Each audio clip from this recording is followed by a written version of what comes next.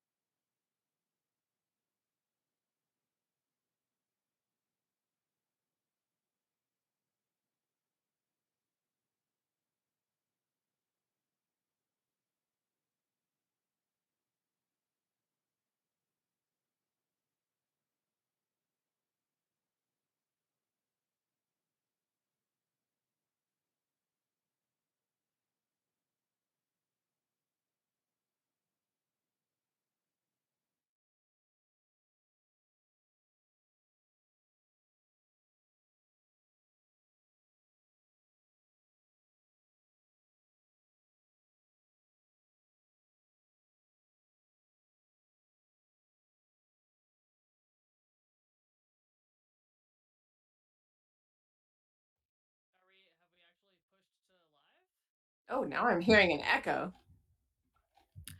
Oh, if you're hearing an Yeah. echo, Aaron, mute your Zencaster tab. I don't know Right. why this is a thing. It was never a thing before when we used to use it for like TGN, and now it's a thing. Oh, there we are. We're very tiny, but we're there. Okay.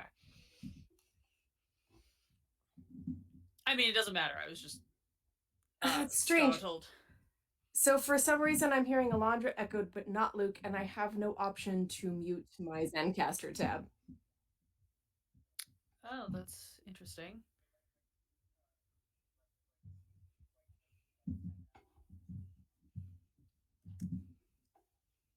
Mm, did it work? Alondra, say something. um, something. Oh, I'm getting a little bit of echo of myself, but I think I'm hearing it through one of you guys who probably has a monitor feed up.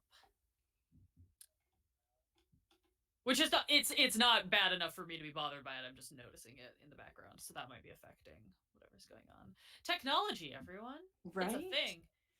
We love it, It's so we hate it. fun. Choices were made.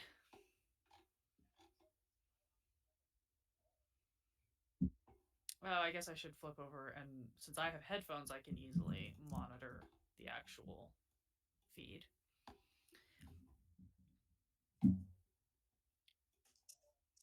Let's see. Was this the same issue we had last week? Or 2 weeks ago?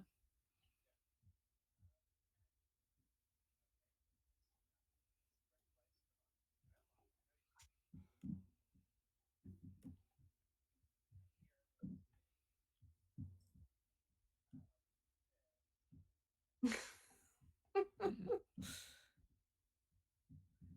And once again, technology. You know, we try. And we keep trying.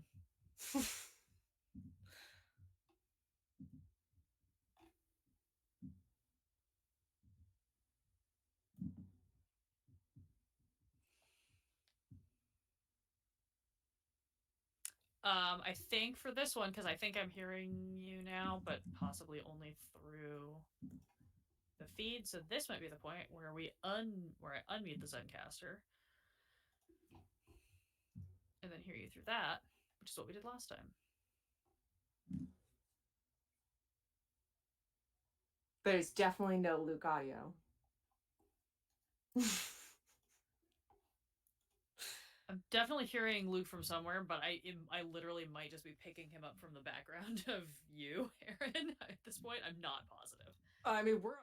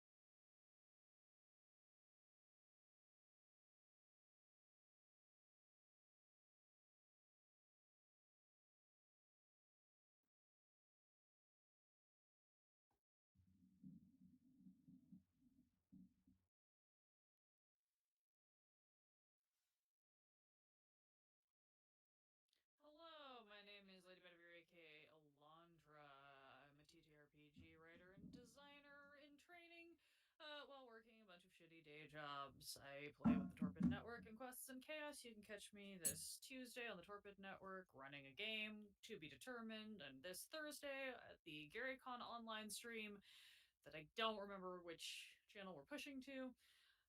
This is just me doing my normal sell myself pitch because it's the easy thing to just pull up out of my ass when I need to talk. It's also, slightly better than describing what I had for lunch since I didn't have lunch, so there's not really anything to describe.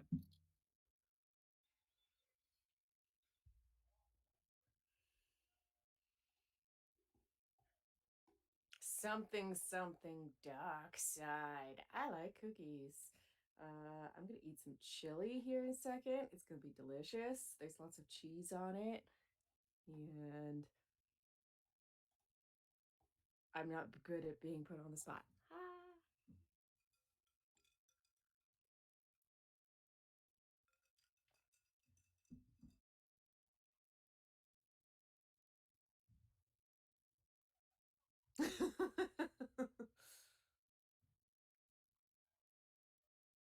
We can hear you at this point. Yeah, I can hear you fine.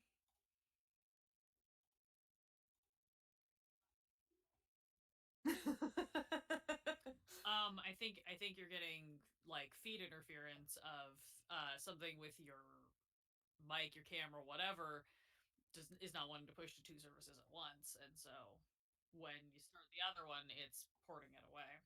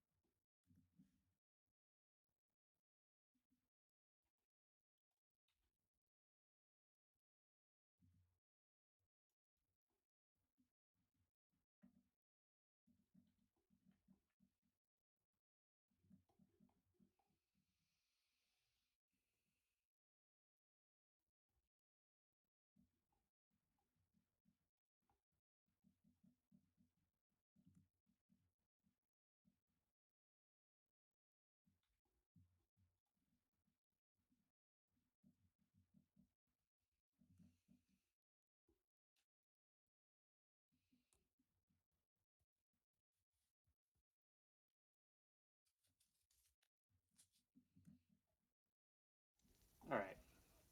There it is. Oh my god, that took forever. Okay.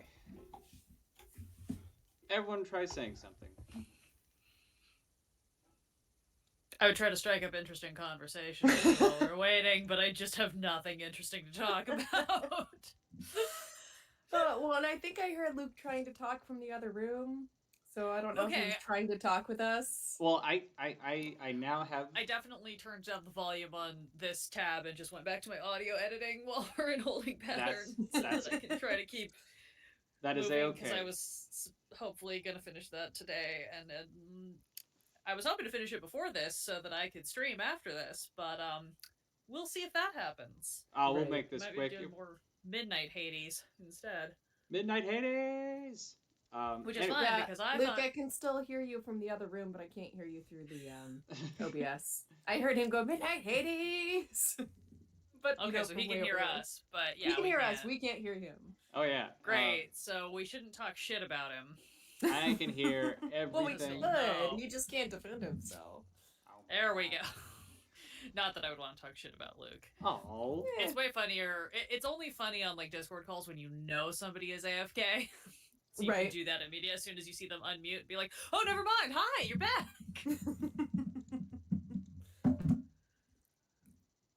Oh, man. This is also just another reminder of like on a night when I have nothing going on and a couple of friends willing to fuck around with it, I need to practice setting up, see if I can get a OBS Ninja setup ported over to my OBS and have that as a backup for when I want to do things with multicam bullshit. Well, can you hear me now? Very, very faintly, and I'm not It's sure real through quiet. what source. I'm going through my headphones right now, and Oh, wait. It got louder. all right, cool. I'm liking that. I just mean that I don't know if I'm hearing you through OBS or through Zencaster. I think it must be through OBS. It's got to be through OBS because I muted Zencaster. Yes. And I can hear him, so. Anyway, I think we're set because we've been going off for about a few minutes now. Yay! Anyway, welcome. This is I Have a Theory, but I Need More. If you're looking for MERS, Municipal Unicorns Replacement Station, that is no longer the title of the show. We are now I Have a Theory, but I Need More. And we've watched the Falcon and Winter Solider, Episode 1, New World Order. And with me today, by the way, I'm QuestingLuke. We have LadyBedevire, aka Alondra, aka LadyBedevire on TikTok, and we have Erin, aka Bookaneererin, and Bookaneererin Games on Discord. I can't remember. I think it's just Bookaneererin It's everywhere. just that I'm familiar with. Bookaneererin so Okay. far. Cool. On this show, we do a little analysis. We get into a little conspiracy theory about the Marvel shows that are coming out on Disney Plus. So if you are watching this and have not seen it, it is full of spoilers. If you're watching this hoping for a play-by-play recap, that doesn't happen necessarily. So yeah, sit back and enjoy as we get into it. And I guess we get into it. First off, I want to get everyone's feelings. Does anyone like these characters? Because I originally I originally did not care who the Falcon was. Because he always just seemed to be cardboard cutout sidekick. I always, when it comes to the movies, comic books, he's fully developed character and all that. But when it came to the movies, Anthony Mackie's Sam was not someone I necessarily cared too much about, and now I feel like we finally got some development. Like now, this is something I can sink my teeth into. Your opinions, Alondra? Start with you. I mean, I really liked Sam when they first introduced him in Captain America: The Winter Soldier. I thought they gave him a really excellent backstory setup that gave him and Steve a reason to connect, gave him a reason to be in the group, and made logical sense how he kind of got folded in with the Avengers Initiative and all that sort of stuff. And then because of just timing of the way the MCU worked and which movies came next and all that sort of thing, he then suffered from this is Marvel and we have 600,000 characters and we're trying to cram every single one of them into every single movie syndrome. And so we didn't really get more of a chance to explore a bunch of the interesting things that made him a cool and interesting character. The stuff like the fact that he is a veteran, the stuff from his paratrooper background, the stuff about him working with other veterans and things like that. So I'm excited to see now that we're getting a little more, even more personal backstory from him and dealing with his family and dealing with him after the blink and all that sort of stuff. Or after the snap, I guess we call it. I think this is really setting the stage for some great, interesting stuff to come out of his character, which I already liked. And then Bucky kind of had built-in badassery syndrome. Like, that's the way his character is designed in the first place. So even though we didn't necessarily get any more backstory to Bucky than we did to Sam in a lot of ways, just because of what he represents and the arc of what we know he's going to have to overcome, I think sets him up for success as a really interesting character to follow. I follow that, but I think I was gonna say that this show definitely gave me something to sink my teeth into. Maybe that's again, yeah, the 1,000 members who being shoved into the Marvel movies. How are you gonna focus on just one? But I think from the get go, I was like, this guy's just a fanboy. Whatever, he just likes Captain America. Get him out of here. See, I got that more from some of the other actual, like, main Avengers than I ever did from Sam. Sam felt like a person who was trying to humanize Captain America, as opposed to everybody else who just saw Captain America as a superhero. Because, like, contrast him to another character that we're going to be getting later, Agent 13. Like, she shows up and you're like, oh, this is kind of cute. They're trying to set him up to maybe have this relationship. No, she was an operative who was his watcher. Okay, no, he's just an asset. Whereas Sam actually saw him as, like, a person who's like, dude, you've been through some kind of fucked up shit. Do you need, like, help? Do you need someone to talk to? Yeah, I mean, I guess, I don't know, I'd say I never disliked the characters. It was never something where going through the movies and everything, either one of them where I was like, oh, I really hate this person, or I really wish they'd give them less screen time. I kind of always wanted to know more. So I'm excited to kind of get into what they're going to develop into.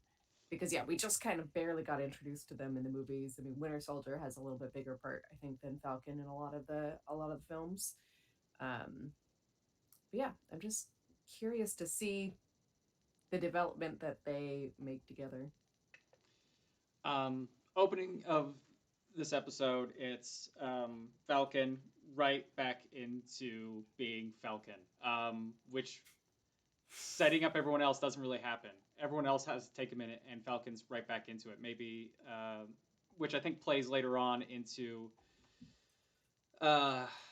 Later on in the episode, we find he's having to deal with being gone for 5 years and trying to desperately grip onto the connection he had with his family, with his legacy that was supposed to be left to him, when his parents died, that him and his sister share, and it's something I really hate seeing is someone hold on to something when they haven't been a part of it for so long. Granted, not his fault. He literally did not exist for 5 years. But it's this really interesting moment of like, no, I'm back and nothing's gonna change. It's like I was never gone. I think I mentioned this in Discord. It reminded me of the line in a funny way, because both these characters now deal with this. We have Winter Soldier, who is pardoned. He is trying to live a normal life, but he can't live a normal life because he's never had the chance to for so long.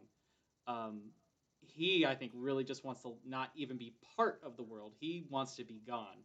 I think when he says to his therapist that he wants peace, the reason that's BS is because he is a man of action, and peace really just means death. Peace just means absolute quiet, and so I think we're going to see like a very self-destructive character, not in like drinking and putting themselves in harm's way, but trying to basically isolate themselves to the point where he is nothing and no one. Instead, he's trying to do this very therapeutic thing that's going to have a lot of consequences that he'll have to deal with. I guess let's jump into how we feel about Winter Soldier now, about in where he's at right now. Let's start with you again, Landra. I mean, I think I brought this up before, and I don't remember if it was on stream or if it was on the side when during WandaVision we started talking about theories upcoming shows. And the thing that I feel like was always going to be interesting is that Sam is much more of a character who is tactical. Like he is a tactician, and so he's gonna look into things like what is the next move, what is the next step, and you even see that in this episode where he's like, okay, so like how do we solve the problem? Like we have the problem, how do we solve the problem? Okay, let's go talk and see if we can get a loan. Let me help solve the problem. All these things. He's trying to navigate a tactic, whereas if we're thinking of Bucky as more kind of just the man of action, not that he is Leroy Jenkinsing himself into situations, but just he is not going to sit down and make a plan. He is going to go execute one and modify on the fly as he goes.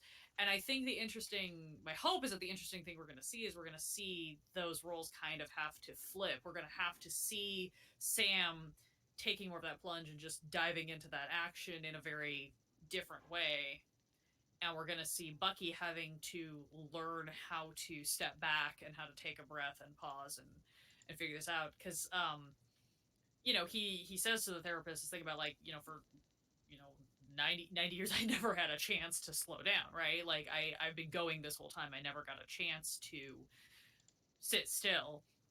And so I think that's going to be kind of part of his journey, is figuring out what does that mean, what does that look like.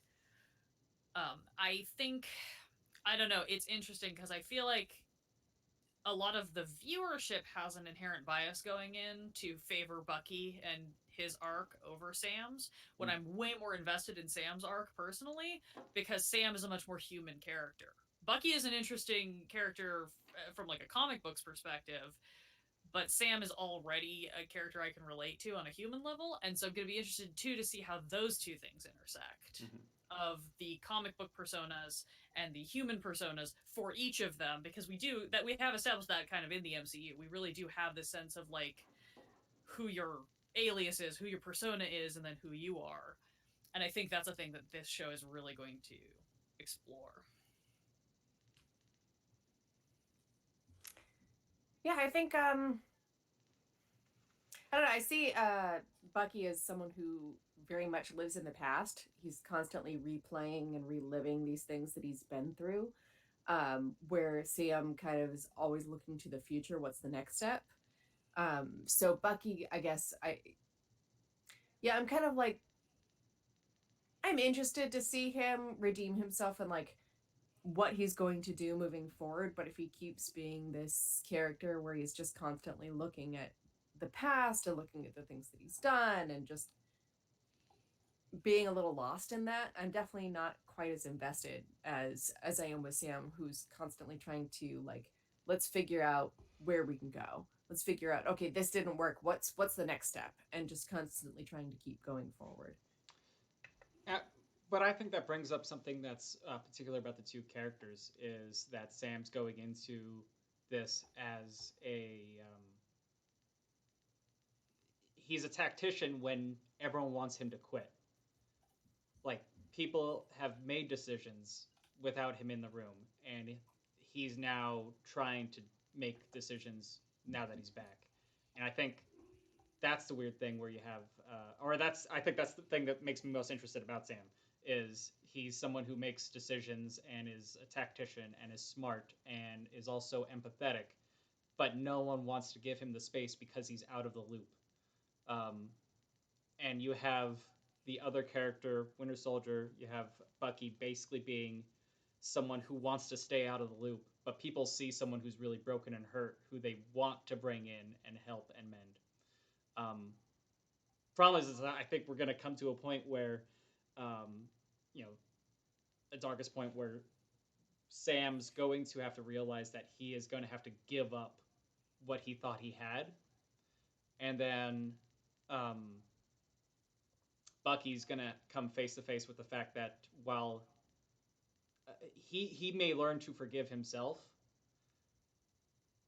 he's going to have to accept that people are not going to forgive him, even if the circumstances are that he wasn't in control. I mean, he's already faced this with, like, you could say he's done this already, this song and dance with Tony Stark, but Tony Stark's the circumstances were different. He was out to kill his parents. He was ordered to kill Tony's parents.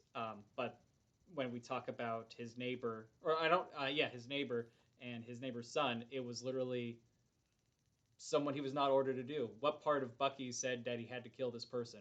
What part of the Winter Soldier said he had to kill this person? When he finally confronts that, even when he's ready for it, I think it's gonna be a very. They're both gonna get so shook because they're gonna both make the right decision, and both of those right decisions are gonna be horrible. See, this is an interesting point because I think you're exactly reversed Mm. from what I would assume. Bucky doesn't need other people to forgive him. He needs to forgive himself. Yeah. Bucky needs to come to his own terms with that is who I was, that is a thing that happened to me, that is my trauma, that is my past. I can't undo that, but I need to allow myself to let go of that being my only identity and forge a new identity for myself with the new tools and the new friends and the new resources I have. And I think for Sam, because you go back to the whole thing about the shield where he talks about like when it was first handed to me, he said this feels like it belongs to somebody else. And the part that he doesn't mention to Rhodey is that Steve's response was that's not true. Mm-hmm. He still decided to give it up because, and I don't think it's him stuck in the past. I think it is him looking to the future and him going, I can't be that. I could never be that. And I think that's what he's going to have to do. It's not so much that he has to give up the past. It's as much as it is he has to accept the evolution and change of the world around him. And some of that is going to be clinging on to his past, trying to keep tight with his family, trying to help solve those problems. But some of it is also recognizing that the world has changed, is changing, will continue to change, and also recognizing that, you know, nobody gives a shit until you make them. And so he's going to have to step up and, you know, find his own way of being all the things that Steve was. Because that was one of the things that you don't really think about so much with Captain America. It doesn't sound like it's a Captain America trait, but like one of Captain America's biggest traits is that he does what he believes is right, even if other people think it's a bad call. He sticks to his conviction, he sticks to his guns in that way. And I think Sam is trying to do the same thing, and I think he's going to realize that in order to do that, he can't just go by the book, and he can't just ride on the legacy of who Steve Rogers was and who Tony Stark was and all that. He's going to have to forge his own way. And he is going to have to ask forgiveness, not permission. Like, he's going to be the one who has to seek forgiveness, because I think he's going to just have to make moves where it's like, I know this isn't what you wanted me to do, but this is what I'm doing because it's what needs to be done, and we can talk about it later. Which is a very Captain America maneuver to take. Yeah. And I think that's the thing, too. If, like, again, referencing back to the comics, where at different points in the comics, both Bucky Barnes and Sam Wilson were Captain America for at least a portion of time.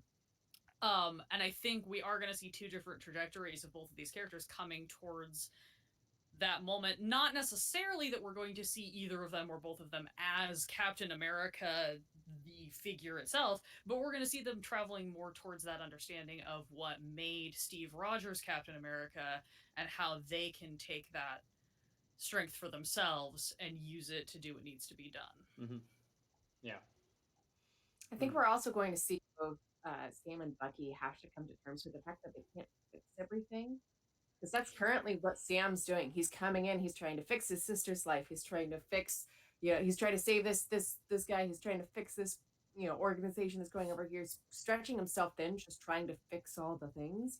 And Bucky is kind of like delving into his path, trying to fix like the things that he did in the past and try to make it okay. And I think they're both going to have to come to that realization that like that's just not reality. You can't fix everything.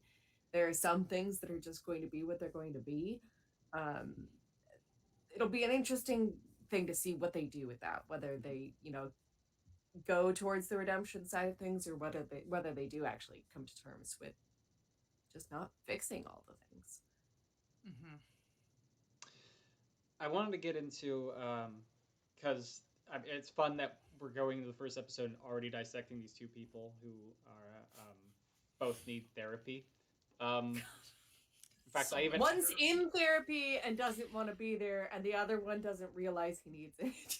Yeah. Well, I think I even brought it up. I'm gonna bring that photo right into the middle of the stream of that meme you sent in the group, in the Discord. The we need therapy, but instead they gave us a show. Oh, yes. Yeah, stick that right in the middle. Boom. Perfect. So, getting past that, well, I guess the last thing I want to stress about therapy is that this is the funny thing where this show is definitely having to do also with their connection with an ex-Avenger, and in the last show, there was there wasn't that. I mean, Vision was dead, and we're dealing with that grief, but that was a husband wife romantic scenario. This is definitely similar to how Spider-Man's dealing with Iron Man in his own movies and stuff. Um, I think that's going to be just an interesting thing to look forward to. Getting into it a bit into the weeds. I don't know who the Flag Smashers are. It sounds like a Fortnite clan. Um, so that's a bad name for bad guys, but I'm excited to see where it goes. I mean, I did appreciate that they even acknowledged the, like, is that what they call themselves? Yeah. You know, where it's like, where did this name come from? It's bad. And Torres was kind of like, oh no, there's worse names. And I'm like, yeah, it was not a good choice, y'all. Work on your branding. Yeah. Man, that's so silly. Anyway, Flag Smashers, whatever. I'm trying to think if there was any other nefarious things. No one said Hydra. I was really happy about that. Only in the flashback. Only in the Yeah, flashbacks. only the flashback. Is Hydra finally gone? Can we finally get a new bad guy? No, it's still there because we're gonna get Zemo. Oh yeah, it's Zemo. Yeah. Unless they play Zemo up in a weird way. What if they I'm wondering if we're gonna see what was the good guy bad guy team? Basically the Marvel's version of Suicide Squad. The Thunderbolts. I was to say which one? There were like 4 or 5. Yes. I think the Thunderbolts is the one that like most closely touches the current players we have available to us. So maybe we're gonna. What if we get like a government sanctioned Thunderbolts? That'd be fun. Well, here's the thing that's interesting, and I'm gonna give credit on this one to Patrick Lawler on TikTok, who is a former U.S. military combat medic, veteran from the Iraq War, and he does they do a lot of work with like talking about like mental health and PTSD for veterans and how veterans just get super screwed over. And I think it's interesting that we're already leaning very hard into that. And what Patrick was bringing up was specifically the scene when Sam and his sister go to try to get the loan, and you've got this guy who, like, in the same breath is like, oh my god, you're an Avenger, can I get a selfie, can I get an autograph, while at the same time being like, you have no provable income for 5 years. Yeah. So I can't help you, even though your family's been part of this community for generations and you're an Avenger.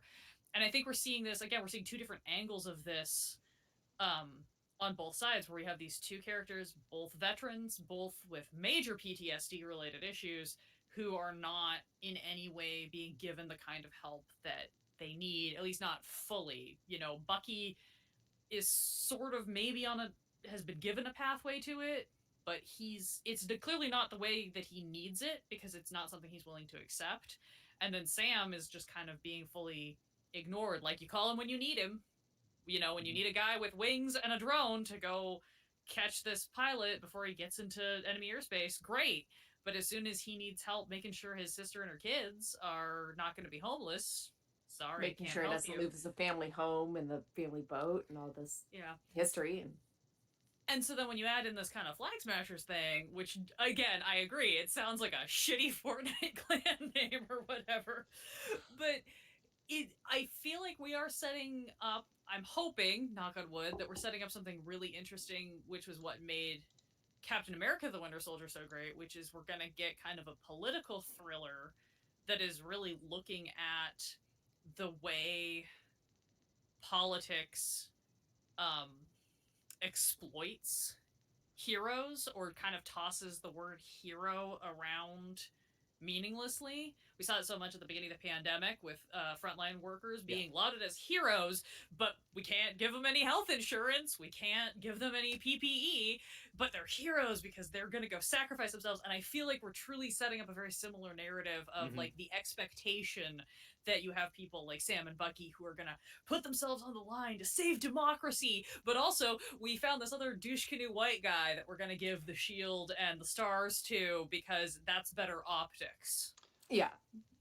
I would You like know. to talk about our douche white guy for a second. Wyatt Russell. I'm very excited. Yes. Kurt Russell's son. I already have a crush on Such Kurt perfect Russell. casting. Such And perfect casting. it's just that chin. Goddamn chin. No, it's exactly what happened if they're like, we need to make a Hallmark movie about Captain America, but we can't afford an actual Cap. Yeah. Who's the closest we could get? I know. It's oh man, this is reminding me of when they cast that one kid in I say kid, but he was in Ready Player One, the lead dude in Ready Player One. Yes. He also was Cyclops, so he's only Yes. cast in movies where they can see his nose and chin, but not his eyes. Like That's all you need. we don't need this, just this. Get that kid, that guy. That's Hollywood status. Wyatt Russell. I've only seen him in two things. One was that horror movie Overlord about the Nazi zombies. Um, Oh, that's right. yeah, and you get to see his like melodramatic range of being like, I've seen it all, and I'm the good guy that no one wanted. And then I think I've seen him in just that Black Mirror episode that he's in. He's in an episode of Black Mirror, and that one's fun because he again, it's melodramatic, but he's got a fun range. You can definitely feel for the guy. But we see him coming in as the new Captain America, even though he's definitely just the U.S. agent. John Walker. Yeah, John Good old Walker. American boy. And I don't remember much about. I think I had one Avengers comic book that had the U.S. agent in it. That was the West Coast Avengers disbanded, where all the West Coast Avengers quit. Yeah, it was fun. It's a fun cover because it's literally Captain America like facing U.S. Agent, and he's just like, "What? That's the rules." And U.S. Agent like poking his finger into Captain America's chest, yelling at him, and you don't know what it's about. I don't even remember what the issue's about. It could have been about anything. I forget. Some big major thing happened and made all the West Coast Avengers quit without telling Wonder Man. Wonder Man shows up to West Coast Avengers, and he's like, "Where is everybody? What's everyone doing?" Well, and if I remember, I don't remember if John Walker was U.S. agent in the comics, but he was Super Patriot, who is essentially the equivalent of like the main Homelander in The Boys. He's like all of the perfect toxic masculinity version of patriotism, and so I'm interested to see if we're gonna go there. He's introduced, in the comics he's introduced as Super Patriot. Later he's known as U.S. Agent. Later he becomes Captain America. Okay, yeah, I couldn't remember if it was all the same character, or if it was a convergence of two. Eventually his one of his arms and one of his legs get blown off, and he's like, I'm done. I'm not gonna do superhero anymore. I like my limbs, These limbs, they were really useful when I was superhero in it, but weirdly now that helped. I will say there is a part of me, I don't think they're gonna do this, which makes me sad. But there is a part of me that would love to see them do with him almost a variation of what they did with the Mandarin in Iron Man 3, which is have him, he's like doing this thing, he plays this role, we go through a bunch of terrible things happening. By the time we finally get to him like meeting up with Sam and Bucky, he's just like, look, man, it was a job. You're right, this is kind of fun. I would love to see the version where it's not him actually being a douche, it's just him being like, they told me to do this thing. I was just trying to like do my best. You're right. This is fucked up. And he just like takes off the suit and bails. I don't know if they're bold enough to do that, but wouldn't it be so great to see somebody just recognize their own toxic masculinity and walk away from it? That would be amazing. He doesn't even have to if that would actually happen. Yeah. I don't know. I don't think that will happen. I'm not holding out hope, but I can I get on my conspiracy soapbox? It's I'm surprised it took you so long. Go for it. All right. Yeah, I don't have much of anything, but I do have one thin hope. Is that I'm pretty there's been some rumor of Disney bringing back Daredevil and Luke Cage and Jessica Jones, but it seems pretty weak. Though by adding U.S. Agent, I'm going to keep calling him U.S. Agent. That's fine. We know who you mean. Yeah, he was another super soldier it means that we're bringing in alternate super soldiers that were not from the same experiments that made Captain America, which is a big thing that happened in Jessica Jones. That one cop turned out to be a super soldier. He turned out to be Nuke, which they didn't really. Yeah, he had two really hearts. That was his whole thing. That was his superpower. He had two hearts, so he could pump twice as much blood through his body. I think there was more to it. Nobody called him the Doctor? No, well, I think making that joke would kind of kill it for the show. Yeah, it probably would. I'm sure they did it a lot behind the scenes since David Tennant was also in the show. Oh, I don't think they did it on screen. They never mentioned him having two hearts in the show, to be fair. They only gave him like crazy drugs that made him super powerful. They never mentioned the two hearts. Nuke has two hearts, and he also has the American flag tattooed on his face, like this. He's a weird. Because of course he does. He is a messy, messy man. So I'm hoping that we're going to see a weird tie-in to where we see the Flag Smashers potentially becoming the good guys because now the U.S. has a little army of super soldiers that they've been making, and we're going to have to see Bucky and Winter Soldier go like, you know what? Wrong side. We're on the wrong side. This week's episode, we're on the wrong side. We have to actually help the Flag Smashers. We're going to get on Fortnite. We're going to change our screen names. We are going in. It would be an interesting tactic for them to take because it is kind of something that they alluded to in The Winter Soldier with Steve kind of going a little bit rogue in order to try to help Bucky and in order to solve that problem especially once he realized that the president was kind of shady. But also, I would want to see them do it very carefully because otherwise we're just getting X3 again, and nobody wants X3 again. It was not a good movie. They did not do it well. We don't want it. Also, technically X3 and Civil War are the same thing. It's all about regulating the heroes. Yeah. But that is a super interesting theory. And it would be kind of a fun, interesting thing to see if you end up with Bucky and Sam teaming up with this punk underground group who's just like, yo, there's a problem. So no one's listening. What's your guys' problem? And in WandaVision, we've already seen the government corruption as they're trying to create these weapons to try and regulate the heroes. So it just kind of, I would not at all be surprised if they went that route. We've already. I guess we haven't seen this government past the 5 years.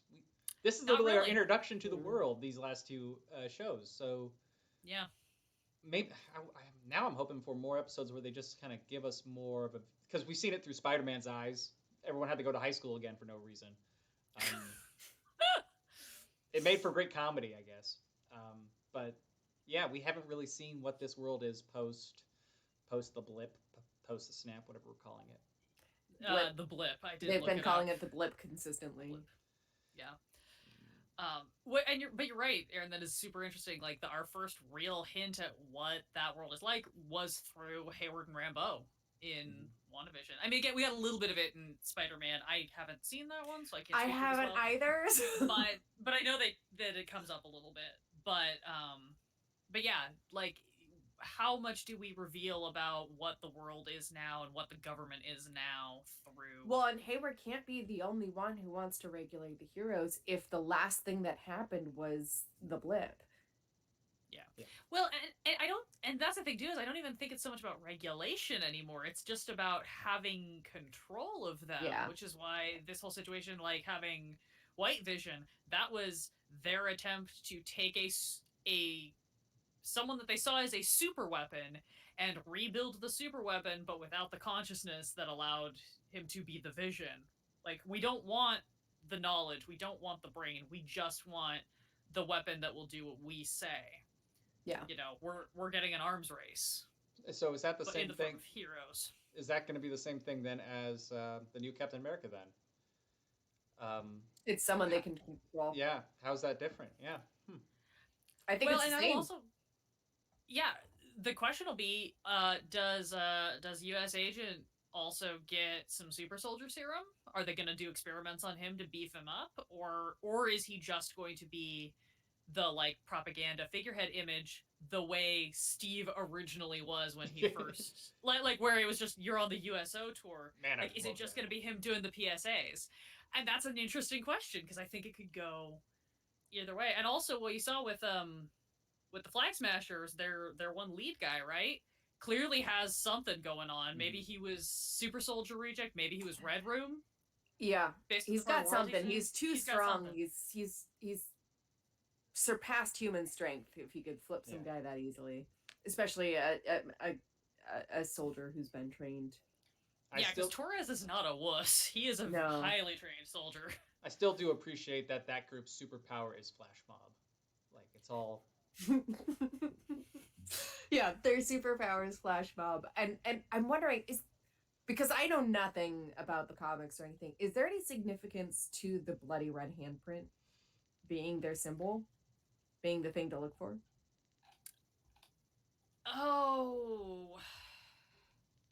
See, I saw it and immediately thought of remember. the Dark Brotherhood from Skyrim. I was like, nah, that's not right. It's not a group of assassins. I'm trying to remember. Like, now we're like, I didn't do my conspiracy research. My whole thing was stuck on, like, are we going to get Jessica Jones back? Are we going to get... Well, so Flag Smasher, the primary Flag Smasher in the comics was an adversary of Captain America. Oh, I just saw a picture of him. He's so cute. The anti-patriot. Yeah, oh no, he's adorable. He looks like Space Ghost. He does. He looks like 100% he just looks like Space Ghost. He has the shield that is supposed to be kind of the mock Captain America shield. And I don't remember if he had a specific icon, but he was often associated with Red Skull, so the red hand might be kind of just playing off of that. I don't remember. And then the other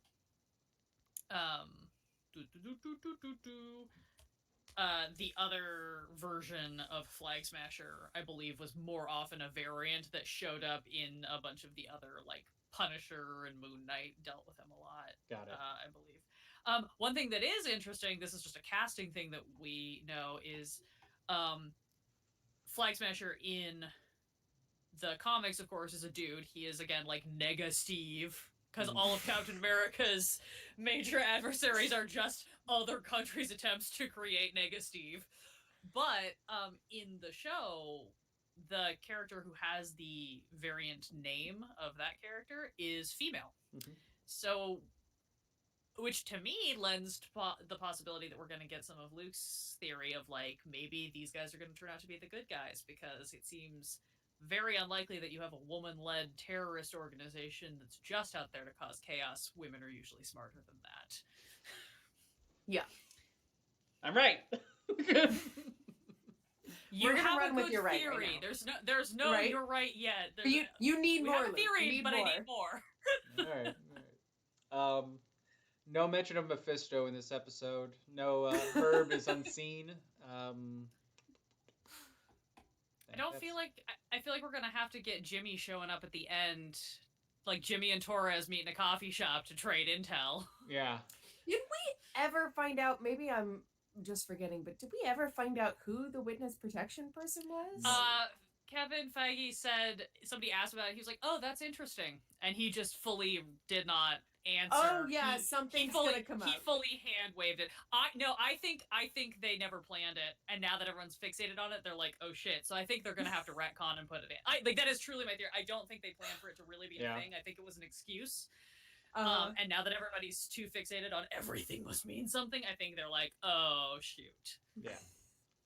Well, because they explained everything else, but like the whole purpose of Jimmy Woo going there was the missing person, or the witness protection person. Yeah. And then they never show up. Yeah. Well, and that's the thing, is based on the way they addressed everything else, the only other person in that town who they didn't identify was Agnes, who we learned why, because it was Agatha. So I think either that's just a thing that they forgot that they did or didn't plan ahead for, or they're going to have to kind of retcon that.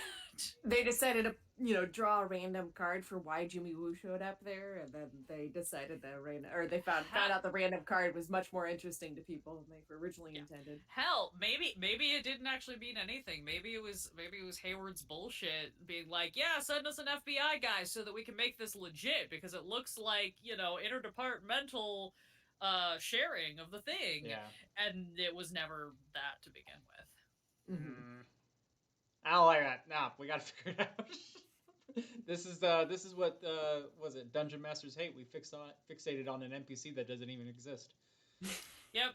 I said one thing once, and now everybody thinks it's a plot point. Yep.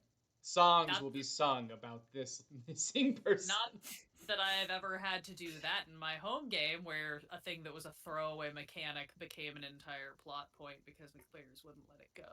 Yeah, that's totally not happening in my campaign right now. I'm trying to stop it. We didn't need to murder those nobles. But you did. You didn't even have to follow them on their hunting trip, but but everyone's fixated. I don't even want to get into it right now. All right.